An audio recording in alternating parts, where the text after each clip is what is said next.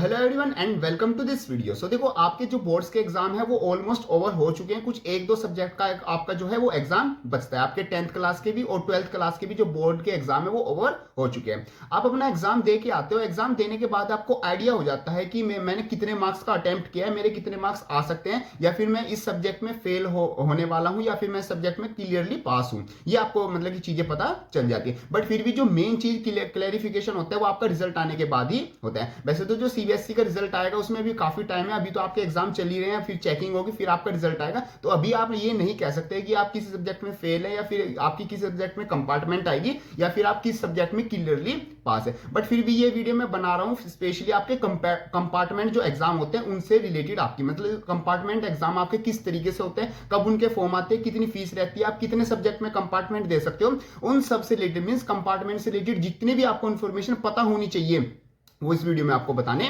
वाला हूं। बाकी ये वीडियो सिर्फ मैं एक इन्फॉर्मेशनल वे से बता रहा हूं, इन्फॉर्मेशनल मतलब तरीके से बना रहा हूं। ऐसा नहीं कि मैं आपको डरा रहा हूं या फिर कोई चीज है। बट ये पॉइंट ये होता है कि देखो, अभी आप एग्जाम दे के आए हो तो आपको लगता है कि किसी एग्जाम में आप हो सकता है पास हो, या फिर हो सकता है मतलब पॉइंट पे है वहां पर बात कि आपके पासिंग मार्क्स ही आप पासिंग मार्क्स का ही करके आए हो सकता है आप उसमें फेल भी हो सकते हो। तो आप उसके आगे क्या प्रोसेस होगा, अगर वो आपको प्रोसेस पता होगा, मतलब आपने इस वीडियो के थ्रू आपको पता चल जाएगा, तो आप मतलब थोड़े क्या हो जाएगा, टेंशन फ्री हो जाओगे। और ऐसा नहीं है कि किसी सब्जेक्ट में आपकी बैक लग जाती है या फेल हो जाते हो तो आगे की लाइफ में आप कोई फॉर्म नहीं भर सकते या कोई एग्जाम नहीं दे सकते, या फिर आगे के लिए आपके जो भी रास्ते हैं, जो भी डोर्स हैं, वो बंद हो जाएंगे। बाकी ये वीडियो देखने के बाद आपको और ज्यादा क्लेरिफिकेशन हो जाएगी, और ज्यादा अपने ऊपर कॉन्फिडेंट आ जाएगा कि हाँ, अगर मेरी बैक भी लग जाती है तब भी मैं क्या क्या चीजें कर सकता हूं। देखो, सबसे पहले बात करते हैं कि आपकी मतलब कि कंपार्टमेंट, दो चीजें होती है। देखो, एक तो होती है कंपार्टमेंट, एक होती है इंप्रूवमेंट। फॉर एग्जांपल, आप एग्जाम दे के आए हो और एग्जाम दे के आने के बाद आपको पता चला है कि फॉर एग्जांपल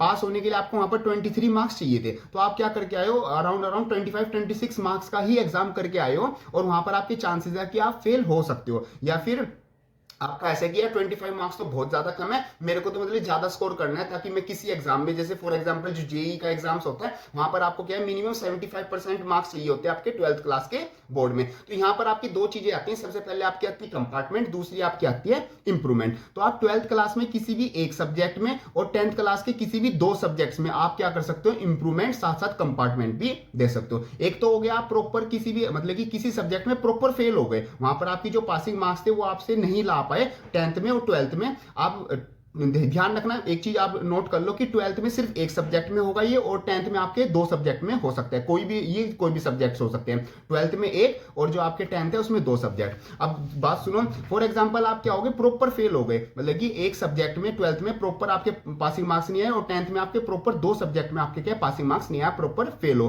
तो वहां पर आप क्या दे सकते हो, वहां पर आपका होगा कंपार्टमेंट का एग्जाम। मींस आपका एक तरह से बोल सकते हैं आपका रीटेस्ट होगा। रीटेस्ट में आपको पास होना होगा, तभी आप क्या माने जाओगे, 10th और 12th में आपका क्लियरली पास माना जाएगा। वरना आपको क्या करना पड़ेगा, रिपीट करना पड़ेगा। एक तो तब रिपीट करना पड़ सकता है, और एक रिपीट तब करना पड़ सकता है कि आपके 12th में आप दो सब्जेक्ट से, मींस एक सब्जेक्ट से ज्यादा में फेल हो, या फिर 10th में आप दो सब्जेक्ट से ज्यादा में फेल हो। रिपीट करने की सिचुएशन तब आती है। अब एक होता है कि देखो, आपकी कंपार्टमेंट नहीं आई है बट फिर भी आप कंपार्टमेंट का एग्जाम देना चाहते हो, तो आप दे सकते हो। जैसे कि आप एग्जाम दे के आए हो और उसमें 23 मार्क्स आपके पासिंग मार्क्स थे, आपके आगे फॉर एग्जांपल 30 मार्क्स आ गए, बट 30 मार्क्स अभी भी आपके लिए, मतलब आप कह रहे हो कि यार 30 मार्क्स में मेरा क्या होगा, ना 75% मेरे मतलब परसेंटेज है वो 12th में बन रही है, और ना ही मेरा मतलब इसका कुछ फायदा होगा। तो आप क्या कर सकते हो, बिना कंपार्टमेंट आए भी, बिना बैक लगे भी आप क्या कर सकते हो, आप अपना जो कंपार्टमेंट का एग्जाम है वो दे सकते हो। वो आपका ऐसा मतलब कि माना जाएगा, वो आपका इंप्रूवमेंट का एग्जाम माना जाएगा। ये सब चीजें आपकी कब होंगी, जब आपका रिजल्ट आ जाएगा, उसके बाद ही आपका चीजें क्लियर होंगी कि आपकी किसमें कंपार्टमेंट आई है, आप किसका है, आप क्या कर सकते हो, फॉर्म भर सकते हो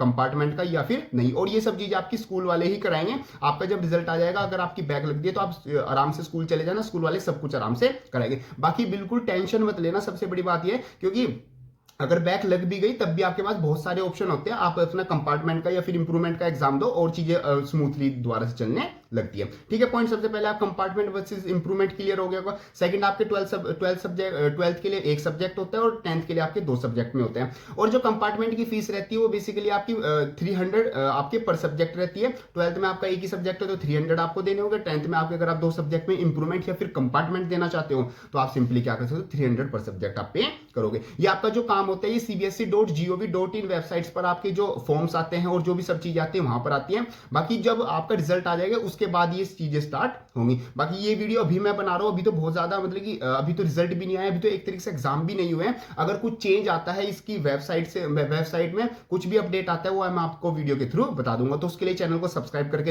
रख लेना। और साथ अगर आपको लगता है कि मेरी बैक लग सकती है, फिर मेरे को कहीं पर कुछ प्रॉब्लम हो सकती है, फिर मेरे को इंप्रूवमेंट देना पड़ेगा, तो अभी से उसकी पढ़ाई करना शुरू कर दो। चैनल पर आपको हर चीज की रिवीजन वीडियोस, हर चीज की कंसेप्चुअल डेरिवेशन और जो भी आपकी थ्योरी, जो भी आपकी derivation video, theory video, numericals video है वो सब कुछ आपको मिल जाएगी। आप डिस्क्रिप्शन में लिंक है, वहां से भी चेकआउट कर लेना। आगे बात करते हैं, जो आपके फॉर्म्स आएंगे वो आपके जून में फॉर्म्स आ जाते हैं और जो आपका एग्जाम होता है वो बेसिकली जुलाई में आपका एग्जाम करा दिया जाता है। बट अब इस बार के लिए थोड़ा सा आपकी मतलब डेट्स आगे पीछे हो सकती है, क्योंकि जो इलेक्शंस की जो डेट्स हैं वो अभी आ रही है, मतलब वो भी फेजेस में होंगे। तो अप्रैल से लेकर जून जुलाई तक आपके इलेक्शंस भी चलेंगे, तो उस हिसाब से डेट्स किस कौन कौन सी डेट्स आती हैं आपके एग्जाम्स की वो मैं आपको मतलब जब आएंगी मैं आपको अपडेट करा दूंगा। और जो आपका रिजल्ट आ जाता है वो आपका अगस्त में रिजल्ट आ जाता है। और एक और चीज आती है कि जैसे कि आपका अगस्त तक आपका रिजल्ट नहीं आएगा, बट उससे पहले अगर आप कोई एग्जाम देना चाहते हो या फिर कहीं किसी यूनिवर्सिटी में एडमिशन लेना चाहते हो, अगर आपने 12th कर लिए तो वहां पर आपकी जो मार्कशीट है, वैसे तो ज्यादातर यूनिवर्सिटीज में अब परसेंटेज का बेसिस नहीं रहा, वहां पर आपका CUT का फॉर्म फिल होता है